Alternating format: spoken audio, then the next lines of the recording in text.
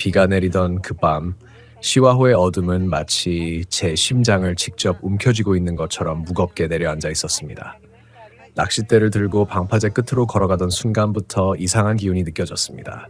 단순히 비 때문이라고 생각했지만 돌아보면 그때 이미 모든 건 시작되고 있었습니다. 숨을 들이쉴 때마다 축축한 공기 속에 섞인 소금기와 흙냄새가 폐 깊숙이 파고들었고 빗방울이 목덜미에 떨어질 때마다 몸이 미세하게 움찔했습니다. 그런데 그 감각 너머에 설명하기 힘든 다른 무엇이 같이 움직이고 있었어요. 누군가 제 걸음에 완벽하게 박자를 맞추며 뒤따라오는 듯한 비와는 전혀 다른 속도로 스며드는 감각이었습니다. 그날 저는 경기도 시와호로 혼자 밤낚시를 간 32살 남자였습니다. 이 지역에 산 지 오래됐고 야간 낚시도 여러 번 가봐서 익숙하다면 익숙했죠. 저는 오랜만에 혼자 시간을 보내고 싶었고 복잡한 마음도 정리하려 했습니다. 한동안 이유 없이 불안감이 가슴 한가운데 자리 잡아 있었는데 어둠 속에서 파도 소리를 들으면 좀 풀릴 것 같아서요. 하지만 그날따라 무겁게 가라앉은 하늘과 잔잔한 수면, 그리고 비가 흩뿌리는 시와호는 제 마음을 전혀 진정시키지 못했습니다. 오히려 설명하기 힘든 압박이 계속적으로 등을 누르며 보이지 않는 손이 뒷덜미를 잡아당기는 것처럼 느껴졌습니다. 방파제 끝자락에 자리를 잡았을 때는 이미 기압이 내려앉은 것처럼 숨쉬기조차 힘들었습니다.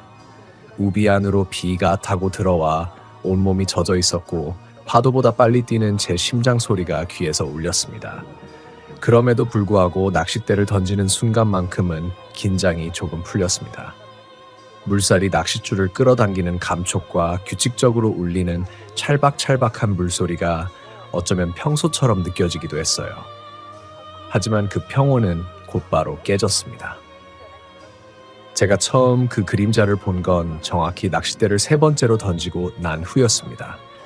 물에 빠진 낚싯바늘이 바닥에 닿기도 전에 빗줄기 너머로 물가 가운데에 뭔가가 서 있는 것처럼 보였어요. 처음엔 그냥 시야 착각이라 생각했습니다. 비 오는 밤이면 특히 시야가 흔들리니까요. 게다가 시와호 수심은 제가 서 있는 방파제 기준으로 안쪽보다 훨씬 깊어서 사람이 서 있을 수가 없습니다.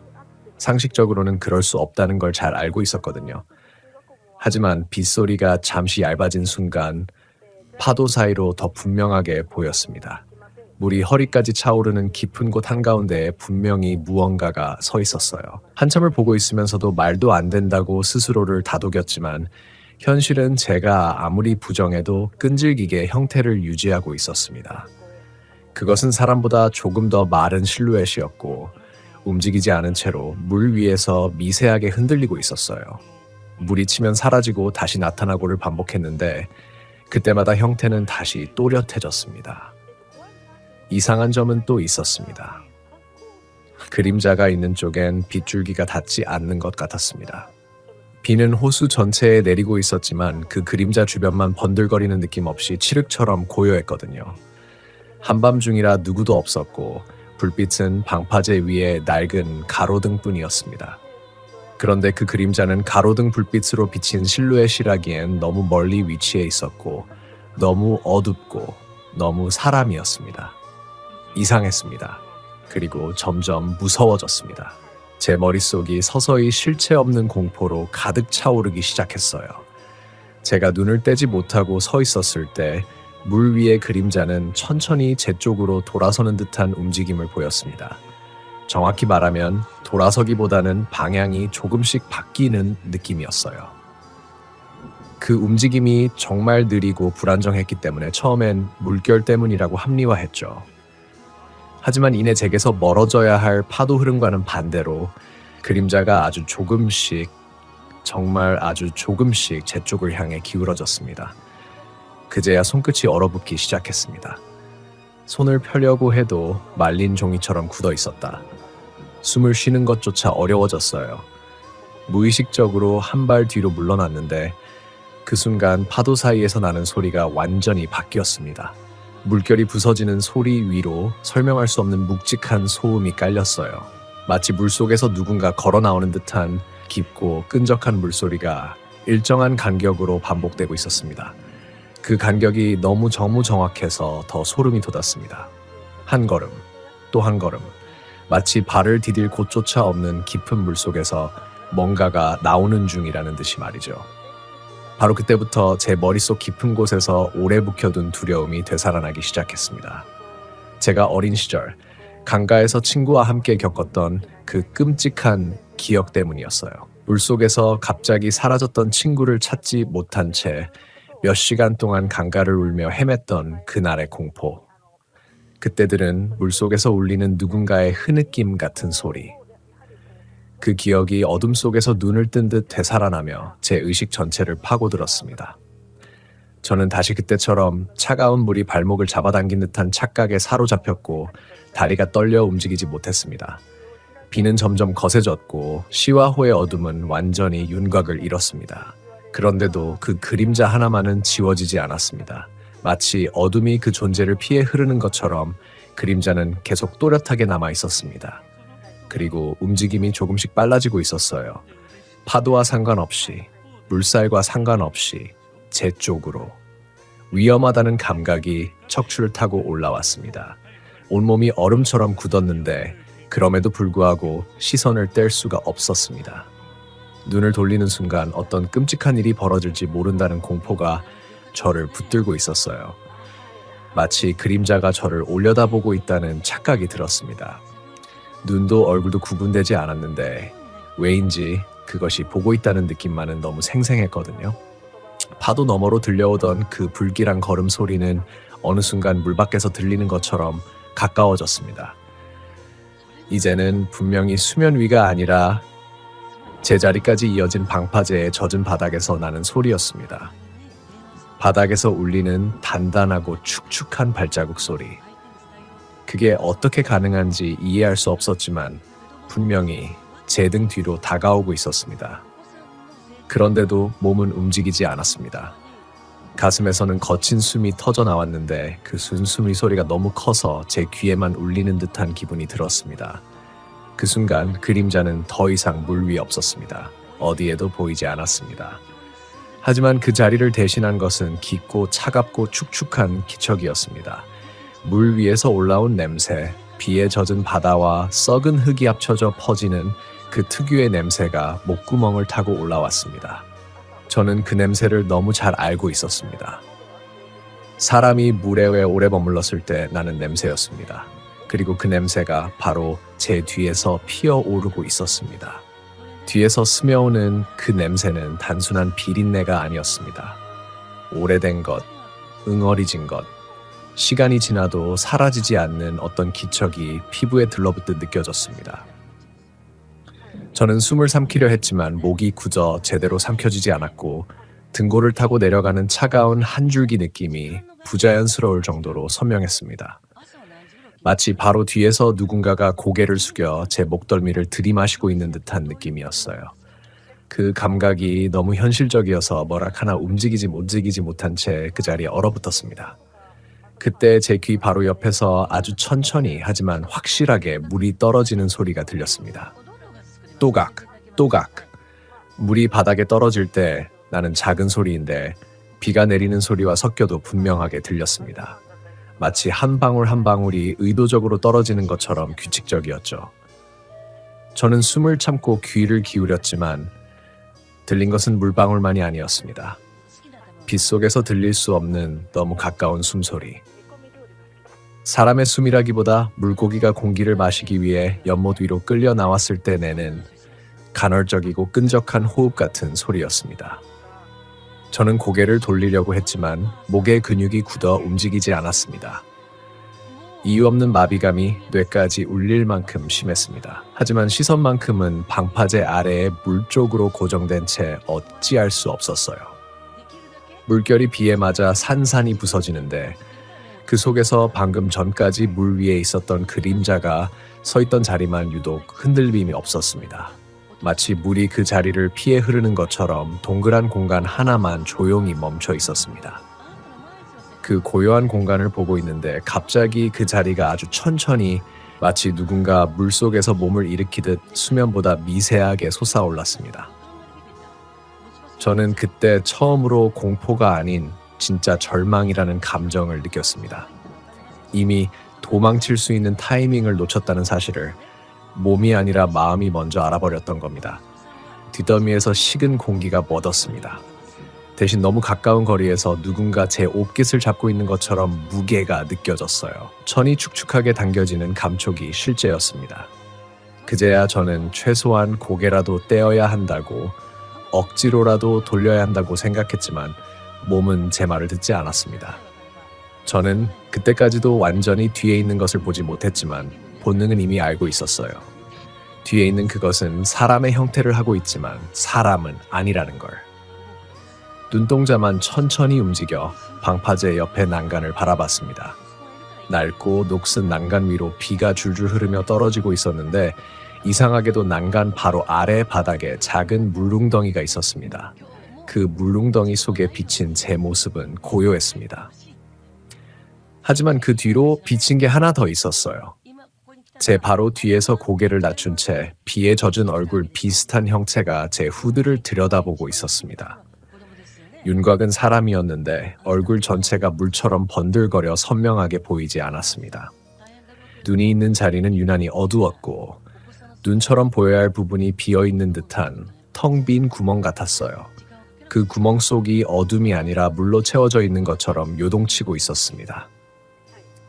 그 순간 비에 젖은 손가락 같은 것이 제 어깨 위에 아주 조심스럽게 그러나 확실하게 놓였습니다. 두 손가락이 내려앉는 느낌이었는데 무게는 가볍지만 얼음 조각을 피부에 대는 것처럼 차갑고 축축했습니다. 저는 숨을 참으려 했지만 그 손가락이 아주 조금 힘을 주며 움찔하는 순간 폐에서 미세한 신음이 새어나왔습니다. 그리고 그것은 제 반응에 정확히 맞춰 움직였습니다. 제 귀 옆에서 물에 잠긴 사람이 겨우 말을 내뱉을 때처럼 부서지는 소리가 났습니다. 여기 더 깊은. 그 소리가 끝나자마자 제 무릎이 저절로 꺾였습니다. 공포에 의해 무너진 것이 아니라 누군가 다리를 끌어당긴 듯한 느낌이었습니다. 저는 본능적으로 난간을 잡았고 그 난간이 흔들릴 정도로 힘을 주었습니다. 그러자 뒤에 있던 손이 제 어깨에서 사라졌습니다. 하지만 발목으로 무언가 차갑고 축축한 것이 감아오는 느낌은 더욱 선명해졌어요. 비는 이미 폭우 수준이었습니다. 파도는 방파제를 넘을 만큼 세게 들이쳤고 물방울이 옷과 얼굴을 때리며 시야가 흐려졌습니다. 하지만 저는 난간에서 손을 절대 놓지 않았어요. 놓는 순간 그대로 물속으로 끌려갈 것 같았기 때문입니다. 발목을 감아오던 감각은 점점 위로 정강이까지 올라왔습니다. 투명한 손처럼 납작하면서도 길고 손가락인지 촉수인지 모를 차가운 것들이 스멀스멀 올라오는 느낌이었습니다. 저는 난간으로 몸을 끌어당기며 간신히 돌았습니다. 몸은 떨어질 듯 흔들렸고 비 때문에 바닥은 미끄러웠습니다. 제가 고개를 완전히 돌려 뒤를 보는 순간 아무것도 없었습니다. 그 자리엔 비만 쏟아지고 있었고 물웅덩이만 비칠 뿐 어떠한 흔적도 없었습니다. 하지만 발목을 움켜쥔 그 느낌은 사라지지 않았습니다. 순간 발이 미끄러지며 바닥을 잃을 뻔했습니다. 그때 난간에 부딪힌 제 손에서 피가 묻어나올 정도로 꽉 움켜쥐었습니다. 그리고 저는 그대로 난간 반대쪽 방파제의 안쪽으로 넘어가듯 몸을 날렸습니다. 바닥에 떨어질 때 충격으로 숨이 멎었지만 그 순간 발목을 휘감던 감각이 끊어졌습니다. 저는 네 발로 바닥을 짚은 채 한동안 숨을 몰아쉬었어요.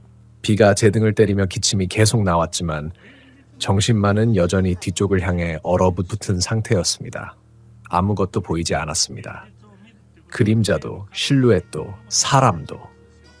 방파제 끝에 가로등이 빗물에 흔들리며 깜빡였고 그 불빛 속에서 저는 물만 넘실대는 걸 확인했습니다. 그런데 순간 물결 사이에서 파도와 전혀 다른 방향으로 흐르는 작은 물길 하나가 눈에 들어왔습니다.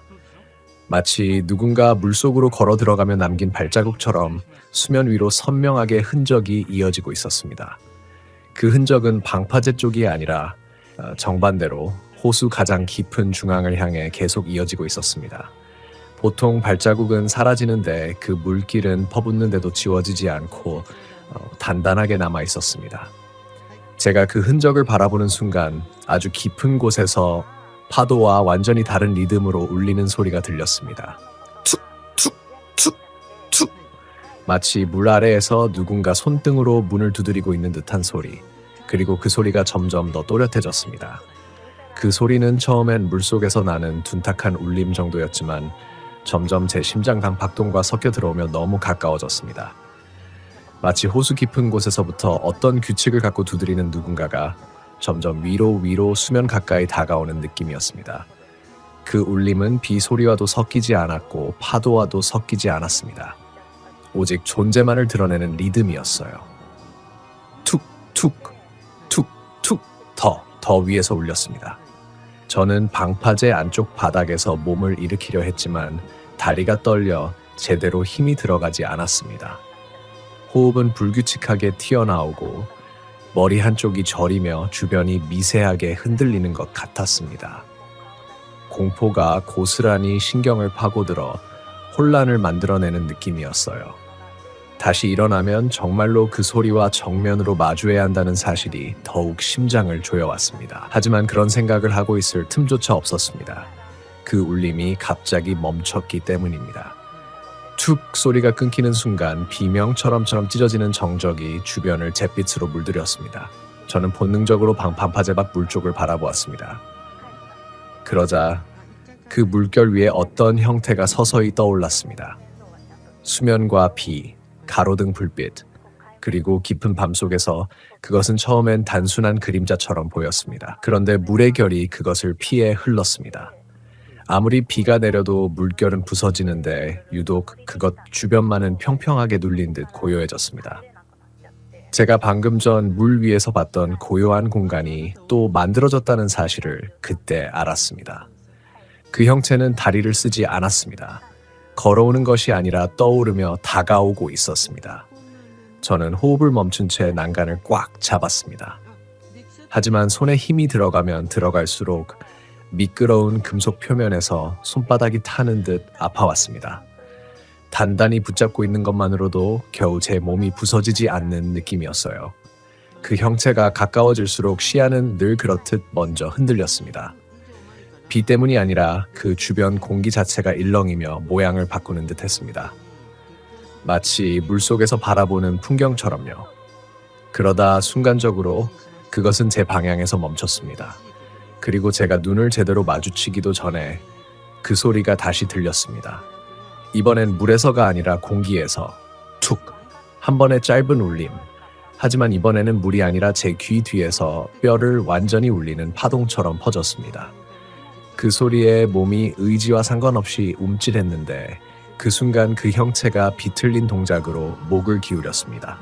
마치 제 반응을 관찰하는 것처럼. 그리고 그 형체가 서서히 고개를 들어 올렸습니다.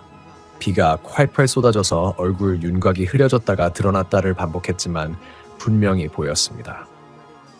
얼굴이 아니라 얼굴이 있어야 할 자리에 깊은 빈 공간이 있었습니다. 구멍, 검은 구멍. 어둠이 아니라 더 깊은 물 같은 속이 텅 빈 구멍이 제 쪽을 직선으로 응시하고 있었습니다. 그 구멍이 저를 향해 위아래로 흔들리듯 움직이는 걸 보고 저는 그제야 깨달았습니다. 이건 눈이 아니라 숨을 들이마시는 곳이라는 걸. 그것은 바라보는 것이 아니라 마시는 것이었어요. 제가 비명을 내지르려던 순간 그 구멍 속에서 또각또각 아주 작은 물방울이 떨어지는 소리가 들렸습니다. 그 방울이 떨어질 때마다 그 구멍은 미세하게 수축했다가 넓어졌습니다. 놀랍게도 그 리듬은 제가 호흡할 때 가슴이 오르내리는 리듬과 완전히 같았습니다. 마치 제 호흡을 복사해 움직이고 있는 것처럼. 저는 이제야 확신했습니다.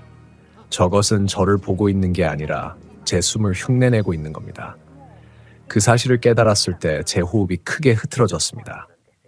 그 순간 그 형체가 갑자기 빠르게 반응했습니다. 물 위에 떠있던 그것이 정확하게 제가 숨을 들이마시는 타이밍에 맞춰 순식간에 거리 2-3m를 날아오듯 다가왔습니다.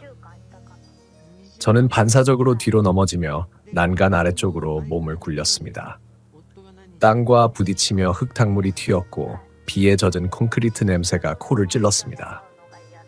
땅에서 일어나려는 순간 제 앞을 스쳐 지나가던 검은 그림자가 번개처럼 시야를 훑었습니다. 바로 제가 서 있던 자리를 가로질러 방파제 벽에 부딪히고 물 위로 떨어졌습니다.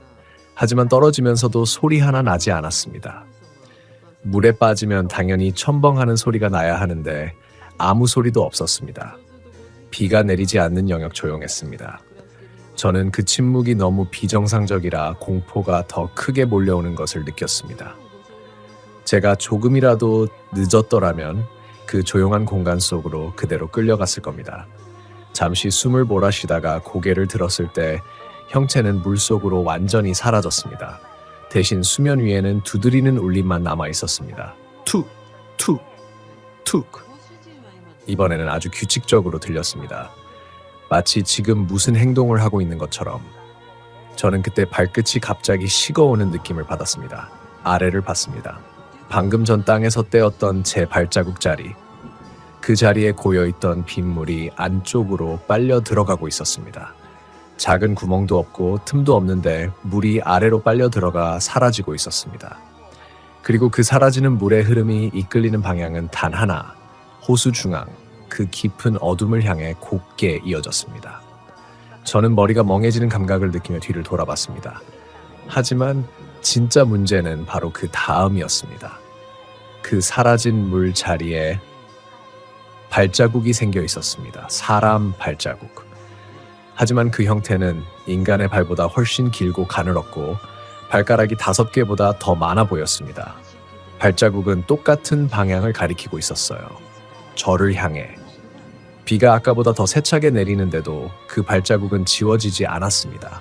오히려 점점 더 짙어지고 더 선명해지고 있었습니다. 그리고 그 발자국의 끝, 바로 제 발 앞쪽. 가장 최근에 찍힌 발자국 하나는 제 발 옆에서 방금 만들어진 것처럼 반짝였습니다. 그러는 동안 어디선가 다시 그 소리가 들렸습니다. 아까와는 완전히 다른 종류의 소리. 이번에는 분명 바로 제 등 뒤에서 들렸습니다. 또각, 또각, 또각 물방울이 떨어지는 소리. 하지만 단순한 물방울이 아니었습니다. 이건 뭔가의 턱 밑에서 떨어지는 느낌이었어요.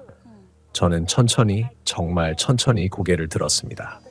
그리고 그 순간 제 시야 바로 위로 어둠에 잠긴 얼굴 구멍 하나가 바로 제가 있는 곳을 조용히 들여다보고 있었습니다. 정우는 엘리베이터 안에서 들었던 그 문 두드리는 소리를 떠올렸다. 아무도 없는 복도, 닫힌 문, 그런데 그는 분명 들었다. 똑, 똑, 똑. 그는 손전등 앱을 켰다.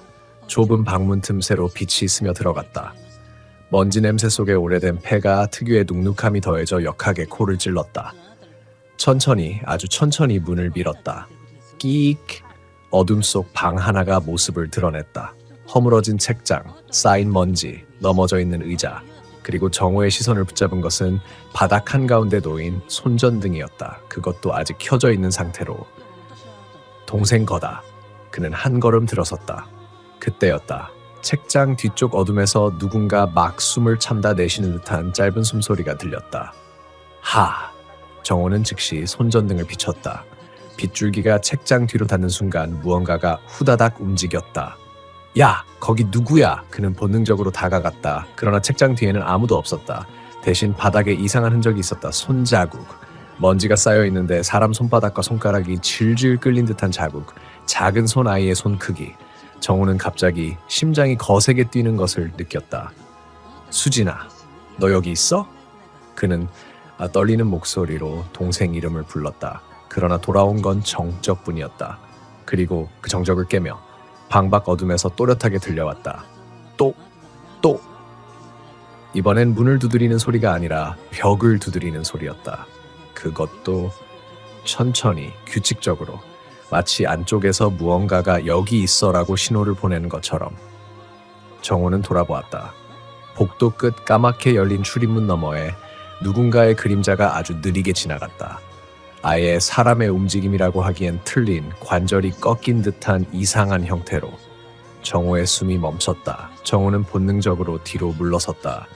복도 다 그 모습이 어둠 속에서 사라지자 복도 전체가 다시 고요해졌다. 하지 정호는 삼켰던 숨을 토해내며 사람이 아니야. 손전등을 든 그의 손 그 똑 이번에는 아예 가까운 곳에서 들렸다. 벽복도 천장 위에서 정호는 순간 얼어붙었다. 천장에는 천장 위에 무게가 움직이며 위치를 바꾸는 듯했다. 그리 정호는 고개를 들 수조차 없었다. 단 1초만 고개를 들면 그 위에 있는 것이 자신을 내려다보고 있을 것만 같았다. 그러나 사박 그리고 툭 무언가가 천장 틈 사이에서 떨어져 그의 정호는 반사적으로 비춰 그건 조그만 토끼였다. 그의 동생이 학교 기숙사에 가져가던 바로 그 인형정. 수진아, 너 정말 여기 있냐? 떨리는 손으로 인형을 집으려는 순간 천장 위에서 속삭임이 들렸다. 아주 가까운 곳에서, 바로 머리 위 나무판 사이 틈새에서. 여기 있어. 정호는 그대로 얼어붙었다. 그리고 동시에 천장판이 뚝 소리를 내며 조금 내려앉았다. 금방이라도 무언가가 천장을 뚫고 떨어질 듯했다. 천장이 한 번 더 뚝 하고 내려앉자 정호의 다리가 반사적으로 뒤로 밀렸다. 그가 인형을 떨어뜨린 채 몸을 숙여 숨을 고르는 순간 천장이 아주 천천히 그러나 확실하게 아래로 내려오기 시작했다. 마치 어떤 무게가 천장 위에서 기어다니며 그 자리를 누르고 있는 것처럼. 정호는 손전등을 쥔 손을 바닥까지 낮춘 채 거친 숨을 삼켰다. 균열 사이로 아주 얇게 미세한 빛이 새어나오고 있었다. 그 빛의 움직임을 보아하니 천장 위에서 무언가가 기고 있었다. 사박, 툭, 사박. 그리고 갑작스럽게 정호의 바로 위 천장판 한 장이 찰칵하며 기묘하게 들렸다. 정호는 놀라 손전등을 들어 그 틈을 비췄다. 그 순간 지금까지 소리만 존재하던 그것이 드디어 모양을 드러냈다. 천장판과 천장판 사이에 3cm 정도 되는 좁은 틈, 그 안에서 누군가의 눈이 그를 바라보고 있었다. 사람 눈처럼 동그랗지도 않았고 짐승의 것처럼 빛나지도 않았다. 아니, 눈이라고 부르기에도 애매한 무언가. 마치 젖은 천조각에 검은 구멍을 텄던 형체 없는 시선. 움직이지도 않고 그를 바라보고 있었다. 정호의 목이 저절로 마르게 말라붙었다. 가슴이 뜨겁게 뛰는 동안 온몸이 서서히 굳어갔다. 천장 속 그 무언가는 아주 천천히 진짜 사람의 속삭임처럼 말했다. 언제 왔어? 정호는 등골 전체가 얼어붙는 듯한 추위를 느꼈다. 그러나 그보다 더 끔찍한 것은 그 목소리가 수진이의 목소리와 거의 똑같다는 사실이었다. 아주 조금만 삐뚤어진 음이 반쯤 어긋난 목소리. 마치 누군가가 수진이 목소리를 흉내내려다 실패한 듯한. 정호는 숨을 모아 거의 들리지 않을 만큼 낮게 말했다. 넌 누구야? 그러자 틈새 속 눈이 흔들렸다. 마치 웃는 듯한 말이 되지 않는 형태로. 그리고 그 뒤에서 다른 목소리들이 속삭이기 시작했다. 한 목소리가 아니었다. 여러 사람이 여러 톤으로 울음 섞인 목소리로 겹겹이 밀려왔다. 여기 있어. 추워. 나도 봤어. 나가지 마. 여기 내려와. 같이 있어. 정호는 손전등을 쥔 손이 미세하게 떨리는 것을 스스로도 느꼈다. 그 순간 그의 발목 어딘가가 스치는 느낌이 들었다. 살갗을 타고 지나가는 아주 차갑고 젖은 손가락 같은 감촉. 정호는 즉시 아래를 비췄다. 아무것도 없었다. 그러나 방금 전에 느꼈던 그 감촉은 분명히 사람의 손이었다. 아니, 사람의 손을 흉내낸 무언가였다. 그리고 그 순간 천장 속에서 그 수많은 목소리가 동시에 속삭였다. 찾았다. 정호는 반사적으로 뒤로 물러났고 그와 동시에 천장판 하나가 완전히 쾅 하고 떨어져 나갔다. 검은 틈 속에서 무언가가 길게, 빠르게, 분명한 형태 없이 미끄러지듯 그에게로 떨어져 내렸다. 정호는 비명을 삼킨 채 뒷걸음질 쳤고 손전등이 바닥에서 굴러갔다. 불빛은 지그재그로 흔들리며 어둠 속을 비추었다. 그 흔들리는 빛 속에서 바닥에 내려앉은 그것의 실루엣이 보였다. 마치 사람처럼 서 있는 것 같았지만 팔다리의 각도가 모두 틀어져 있었고 몸의 길이도 목의 위치도 심지어 정수리의 방향조차 사람이라고 부르기 어려웠다. 그 존재는 비틀린 자세 그대로 아주 천천히 고개를 들어 그를 바라봤다. 그리고 바닥에 떨어져 있던 수진이의 인형을 주워 들었다. 그 존재가 인형을 움켜쥔 손을 천천히 들어 올리자 오래된 천이 젖은 것처럼 축축하게 번들거렸다.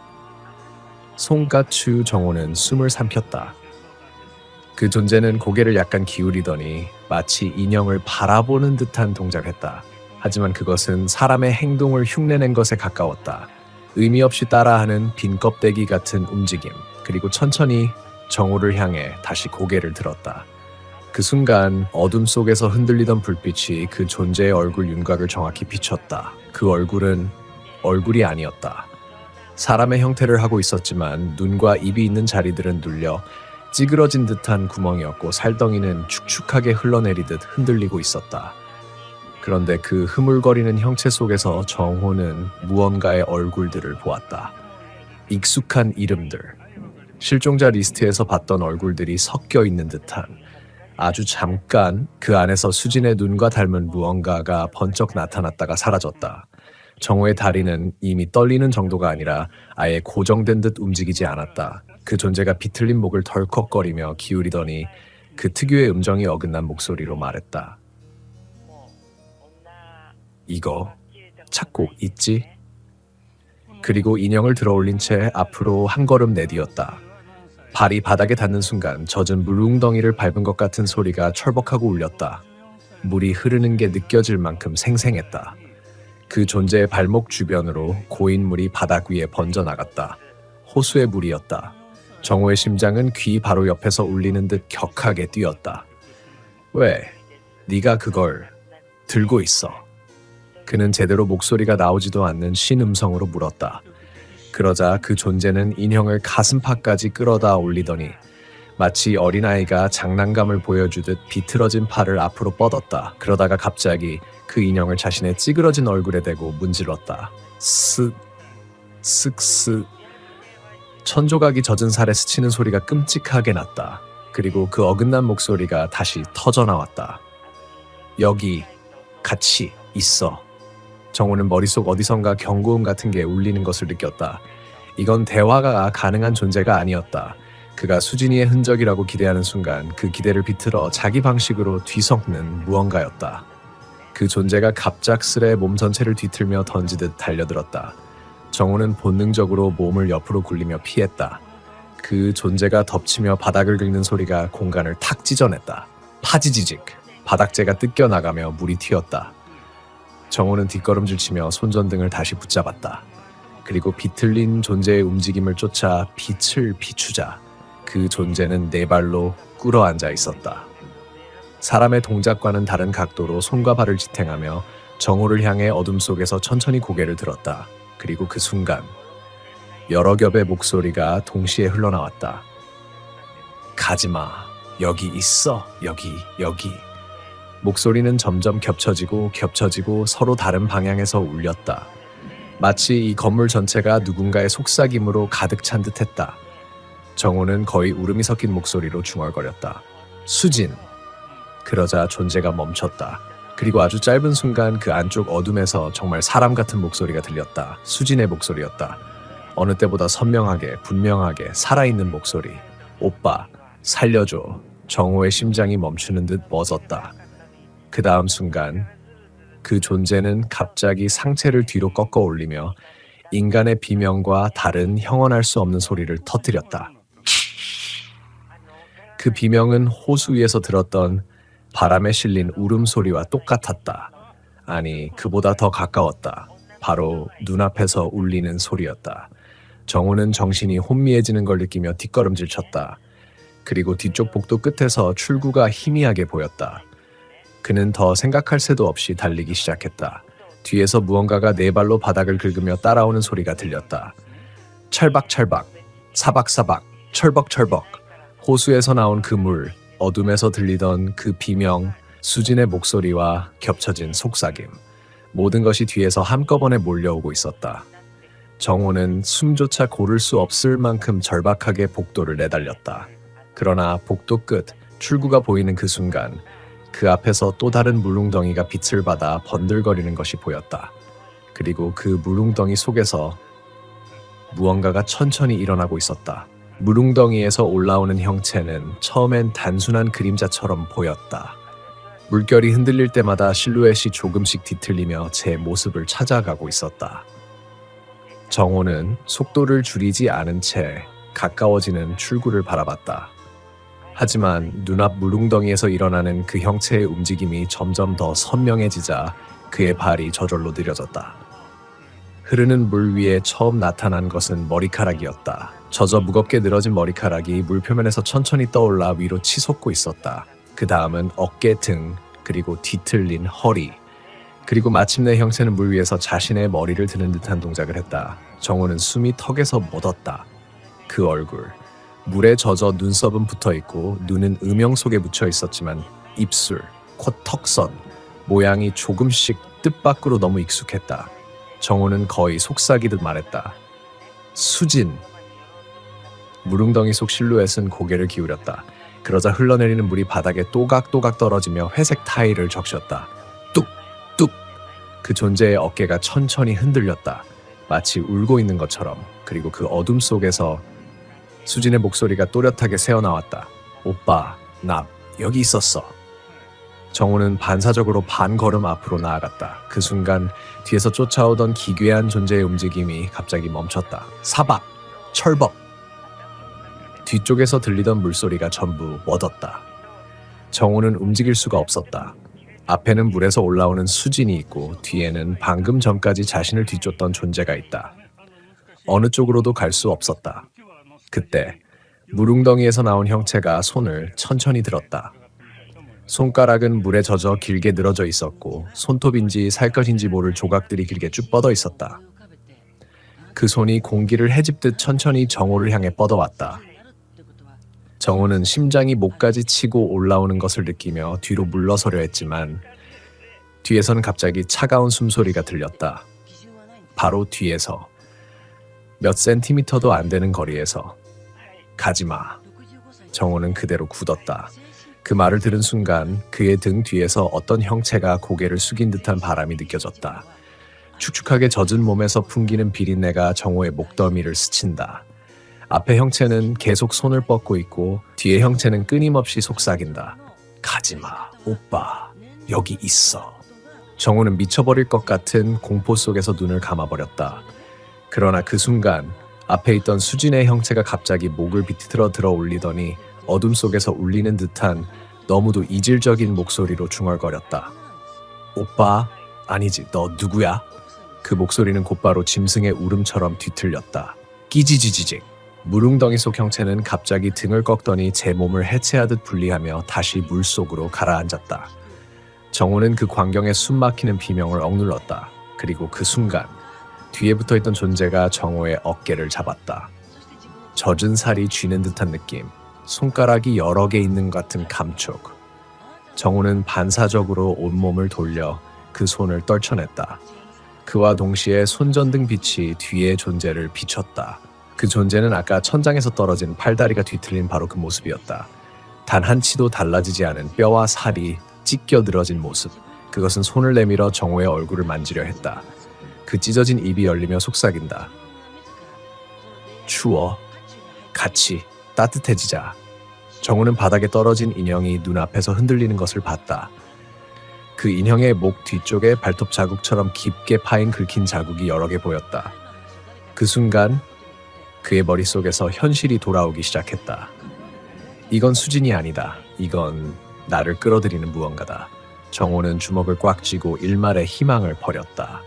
그리고 그 희망이 끊어지는 순간 몸이 움직이기 시작했다. 그는 존재의 손이 다시 뻗어오기 전에 몸을 틀어 복도 끝에 유일한 출구로 뛰기 시작했다. 뒤에서 그 존재가 동시에 뛰어오르는 소리가 들려왔다. 철벅, 사박, 찰박, 쿵, 사박, 사박, 사박. 정호는 마지막 힘을 짜내 문 손잡이를 잡아당겼다. 문은 끈적해 달라붙어 열리지 않았다. 그가 있는 힘껏 당기는 순간 문틈 아래에서 호수의 물처럼 차가운 물이 스며나왔다. 정호는 순간 멈칫했다. 이 문 너머도 그 한순간의 동요, 그 짧은 머뭇거림, 그 틈을 놓치지 않고 뒤의 존재가 그의 옆구리를 낚아채듯 붙잡았다. 손가락인지 발톱인지 모를 촉수가 살을 파고든다. 정호는 마지막 힘으로 외쳤다. 나! 그리고 문이 확 하고 열린다. 차가운 바람, 그 바람 속에서 섞인 비 냄새, 그리고 아주 약한 가로등 불빛. 정호는 문을 박차고 밖으로 뛰쳐나갔다. 그러나 마지막 순간 그 존재가 그의 발목을 잡았다. 어둠 속에서 빛 속에서 이곳 전체를 울리는 듯한 목소리가 낮게 말했다. 오빠. 정호는 뒤를 돌아보지 않은 채 비를 뚫고 손전등을 떨어뜨린 발로 있는 힘껏 그 발목을 차냈다. 발목을 쥐고 있던 그 손이 물처럼 풀어져 어둠 속으로 흩어졌다.